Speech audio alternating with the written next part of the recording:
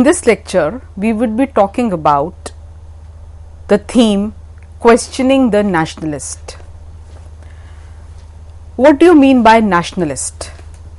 Nationalist historiography basically meant that kind of history writing which began in order to oppose the colonial hegemony, the kind of history writing that Orientalists and the British administrators had indulged in, projected in India's past in a very negative light. So, in order to counter that, the nationalist historians started writing history of India's past and especially about the position of women from a completely different standpoint. And it is in this context that one can talk about Altekar.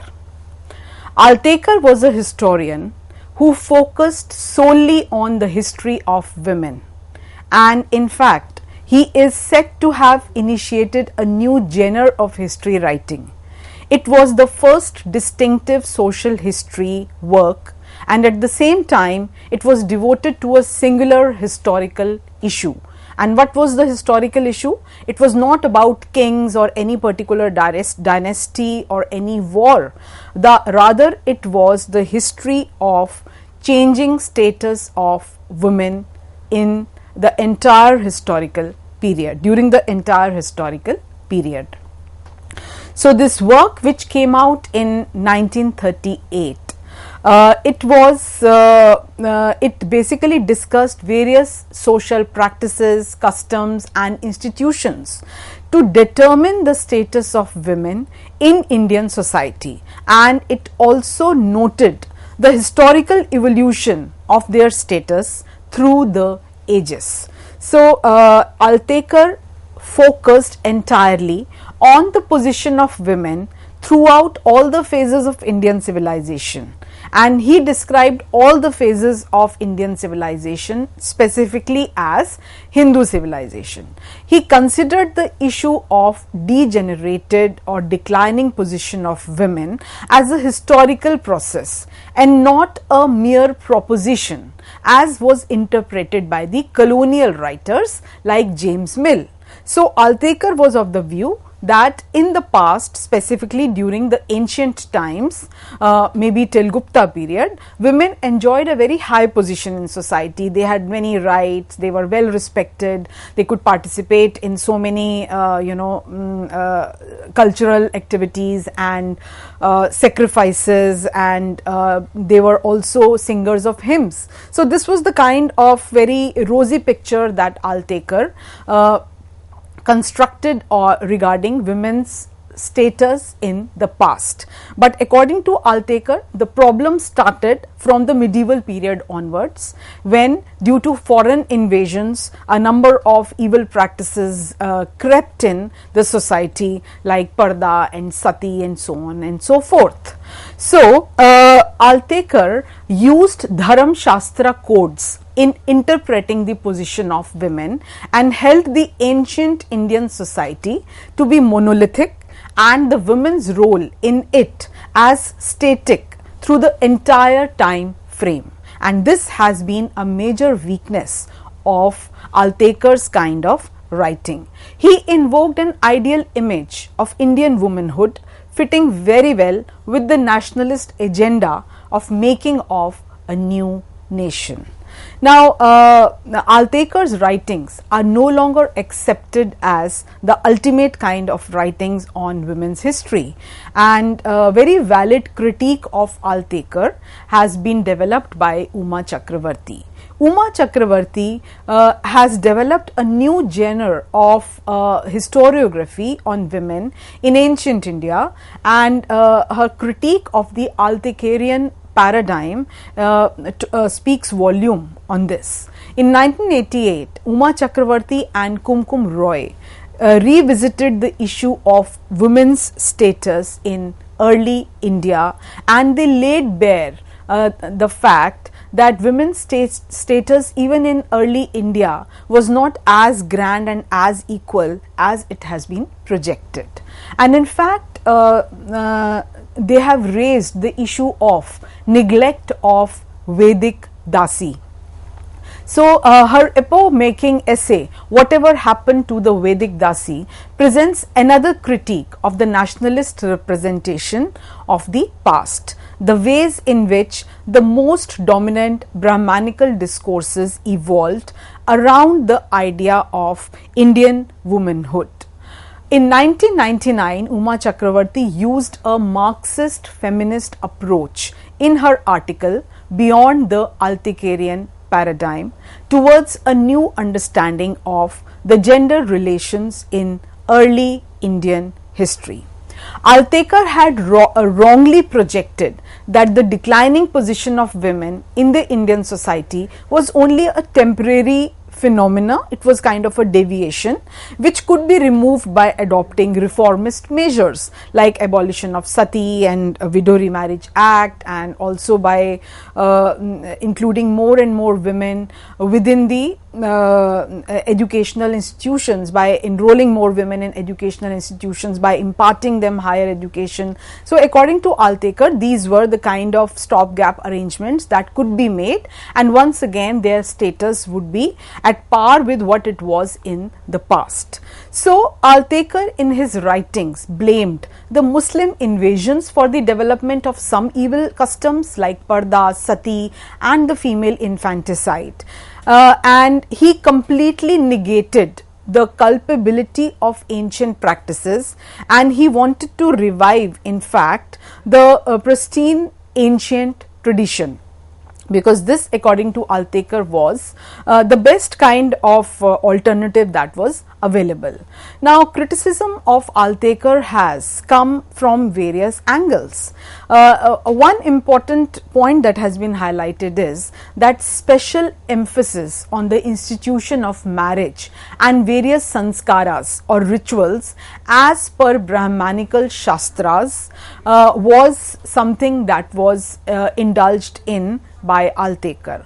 These practices were restricted to only few elite women within a particular social community, even within the expanding Varna society. So, as more and more marginalized social classes were emerging and they were increasing in number, their experiences were not really taken care of, they were not being written about, and what Altekar was considering was the experience of elite women, that how they were participating in various sanskaras, or no ritual could be complete without their participation. And even those rituals in which these elite women were participating were largely controlled specifically by the males, by the Brahmins. So, that was an aspect that was neglected. Then Altekar also avoided looking deeper into the causes of choosing such an alternative life by a large number of women under Buddhism, which was available in the Therigathas.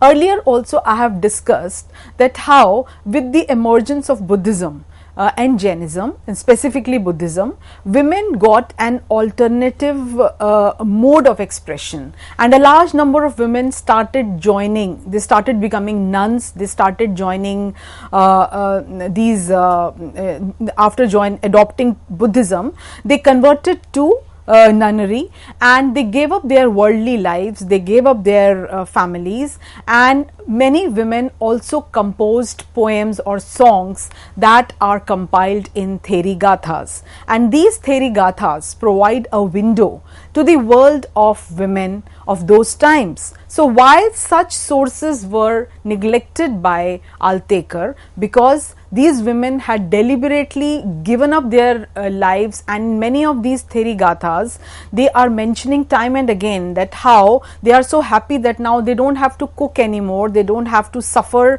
the exploitation of their meted out to them by their family members anymore. So, these kind of realities that are written in Therigathas were happily glossed over, and women opted out of performing the domestic duties and rituals as idealized by Vedic Brahmanism, but this was not accounted for by Altekar, because Altekar's writing wanted to uphold motherhood to be the supreme contribution of women, and glorifying the physicality of women's reproductive power as procreators of future citizens. Now, another problematic with Altekar's writing was that according to him, it was the entry of different non-Aryan groups into Aryan society, and especially the entry of non-Aryan women into the Vedic family system, marriage system, which was one of the important causes behind the declining position of women in general. So, the entire blame for the declining position of women was on the entry of non-Aryans, was on the entry of indigenous elements, the entry of Dasis, because whenever Aryans defeated a community, the members belonging to that community were incorporated as the Dasa or the Dasis. So, it was due to that kind of intermixture that was taking place that the position of women was declining, and Varna Sankara, a term that will be used for later historical period, was used. So, it is very important to highlight the limitations of such nationalist scholarships, because they were mostly restricted within the cultural frameworks that were created under the dominant discourse, and no attempt was made to understand women's roles and contributions in the socio-economic realms. And it is here that the feminist historiography championed by scholars like Uma Chakravarti is so different from the nationalist historiography, because Uma Chakravarti has attempted an explanation of the patriarchal control over women's sexuality in a caste divided society to bring out connections between different variables like caste, class, region, patriarchy and the state in the religious as well as secular literature of ancient India. So, it is not as if the new genre of historians are completely neglecting the religious literature.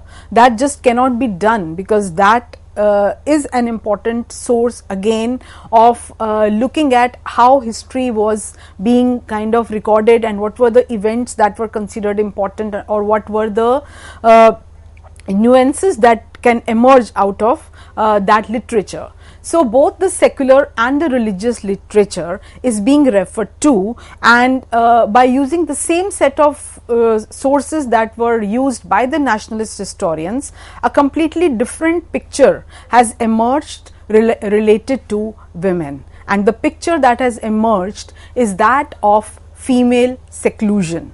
How the rigidities of caste structure could be maintained by establishing a female seclusion, as women, due to their reproductive functions, were the entry points into the very institution of the caste system, which was the very backbone of ancient Indian society.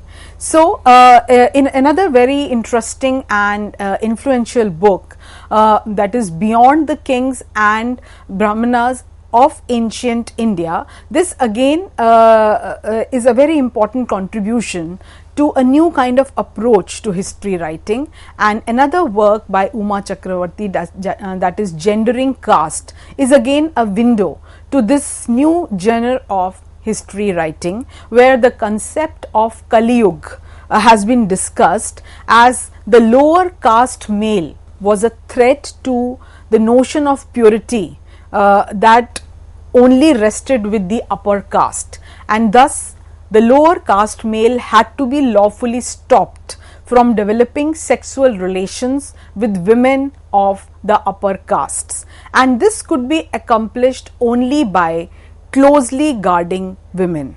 So, as has been pointed out by Veena Das, the whole notion of Kali Yuga has to be seen from this perspective. However, once the cohabitation of inter-caste males and females took over, it was considered as the beginning of Kali Yuga, when the upper caste women and the lower caste men kind of abdicated their duties. They stopped performing the traditional roles that had been assigned to them by the Dharam Shastras, and they started indulging in activities that really did not belong to their specific dharma.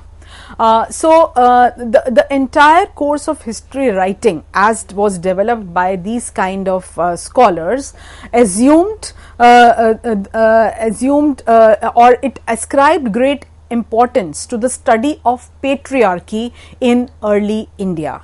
So, as a result of several transgressions in the closed structure of marriages, families, society and rituals, women were turning impure, and it was this corruption that was leading to the mixing of castes. So, these kind of tendencies are mentioned in a series of smritis, Dharam Sutras, and a number of other textual references, and basically this fear of rising immorality among women kind of unleashed a specific kind of gender discourse, and to avoid such unpleasant situation, women's sexuality had to be guarded. So, women's sexual subordination became part of the gender discourse that was implicit in the religious law codes, and it was also to be implemented by the political authority of the king. So, the state became a very active participant, and it championed the rights of the male householders. The intermingling of caste, class and gender stratification greatly strengthened patriarchy in early India. Now, having discussed with you Altekar in detail, as well as how Uma Chakravarti has questioned this Altekarian paradigm and how an alternative explanation was developed, now we come to the next part of the lecture, and that is feminist historiography, as to how women, not only women historians, even several male historians have kind of revisited the past using the same kind of available sources, or some also by using some non-traditional sources, and how a new image that has emerged.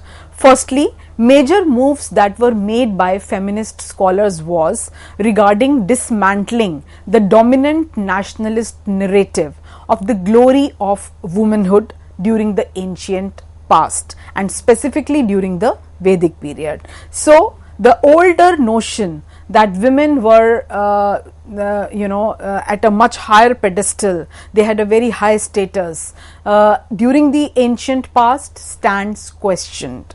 Then breaking up the Hindu or Vedic women into the Aryan and the Dasi woman. So, it is important to understand that not all women belonged to the category Vedic women, because even during the Vedic period there were Aryans and the non-Aryans, and the non-Aryans had been designated as the Dasas or the Dasis. So, definitely their rights and their roles in the society were completely different from the women belonging to the elite class. So, attention was drawn to the differing histories of women according to respective social position, economic position, stratification that existed within women. So, it is very important to take care, to take note of the term stratification. So, we should no longer be going in for broad generalizations like Aryan women or Vedic women. We have to take into consideration several categories that existed, and how the complexities associated with these categories need to be studied minutely. So, overall there has been a rejection of the homogenized product of the nationalists, that is the Hindu woman. That category definitely needs to be revisited. Then one also needs to take into consideration distinctive social histories. So, outline the distinctive social histories of women by plotting the history of women in different arenas in the context of class or caste to which they belonged, and even in the context of region to which they belong. So, the end result has been compiling of an archive of women's writing. Kumkum Roy, for example, studied the emergence of monarchy in early India. And studying the processes by which several hierarchies were established and legitimized through the use of Brahmanical rituals, and how these Brahmanical rituals reinforced patriarchy at every stage.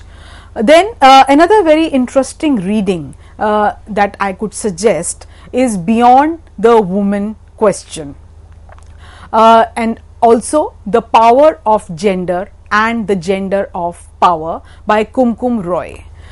Now, in these kind of writings and several more, the issue that has been discussed is both about the king and the householder, how both at both these levels, that is at the level of polity as well as at the level of family, patriarchy was being reinforced. So, king was regarded as the legitimate controller of the productive as well as the reproductive resources of the kingdom.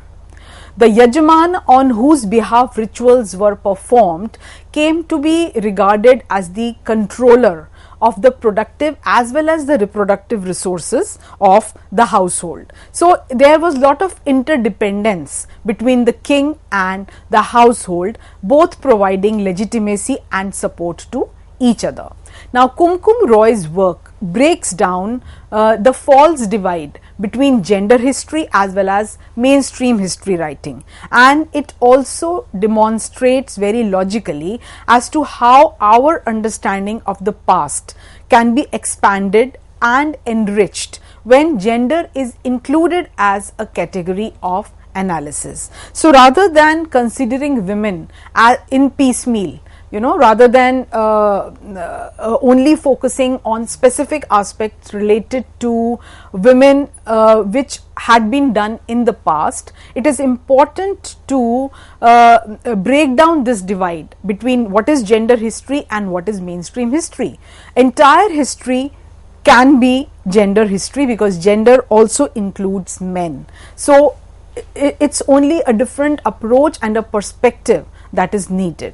The relationship between caste, class, patriarchy, state and the entire dynamics of the household in early India, then also the changing versions of myths, stories, narratives, prostitution, motherhood, laboring women, property rights, changing property relations, women as gift givers, women as givers of grants and women as rulers. These are some of the interesting themes that have been now taken up at length, and several writings, several articles, several books have appeared on these different themes.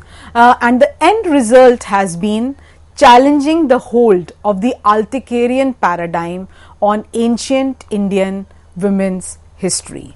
So, while this is a task which is ongoing, let us now talk about medieval Indian historiography.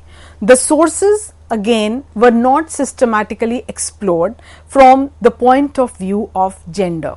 However, there have been some exceptions like Kumkum Sangari's very finely analyzed study of Bhakti poetry, and within that of Meera's location. It is an example of historicizing literature as well as individuals during the medieval period.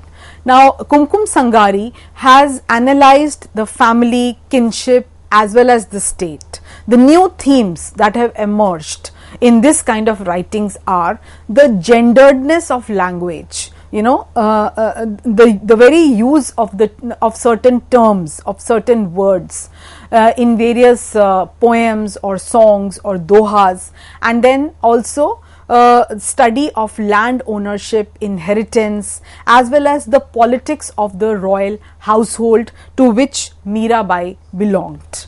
Then women against women in polygamous households and the changing narratives that produced the model of the virtuous and chaste Virangana, leading to a better understanding of gender relations in medieval India, has also now emerged as very interesting piece of reading and writing. So, on the whole, we can say that feminist historiography is more nuanced and it is focused on context based history. Okay. So, another very interesting work is that by Kumkum Sangari, that is Desperate Women, Transitory Contexts, Persistent Structure. Now, both Kumkum Sangari and Uma Chakravarti have helped to integrate different ideas on women, sexuality, labor, working women, and by contextualizing them in the historical terms. And one such work that you can read is that recent writings on gender relations in early India. Then Jasodhara Bagchi, who has described the myths. So Bagchi has explained that how myths gave a kind of homogeneity to various interpretations to situate women only in their specific structured roles, again to suit the middle class Indians' psychology and mindset. So, the historians also started conceptualizing things within mythological parameters. So, this is a new way of looking at myths, and it is not as if myths are of no use to a historian, but if used with this kind of approach as has been adopted by Bagchi, one can definitely draw out lot of information. And what has emerged out of going through such myths is the iconization of women. So, accepting the already existing icons as role models in Indian society. So, the historical readings of early Indian past which focused mainly on the upper caste women who carried on the rhetoric of an ideology can only be questioned if this kind of reading in between the lines is attempted, because only then the experiences of the other marginalized counterparts can become significant. And as has been pointed out by Uma Chakravarti, the process of reinventing India's ancient past and the development of a historical perspective on the position of women is ideologically interconnected. So, there is a need to understand these interconnections and not to take historical works as they have been handed out to us. Both focused on projecting women, ancient as well as modern, as role models, and whenever someone is made a role model, it comes with lot of burden, it comes with a patriarchal discourse. So, women's voices almost remained absent or passive, and they were not considered to be conscious beings enjoying an active part in the social change. So, with this I would like to conclude the lecture. Thanks a lot.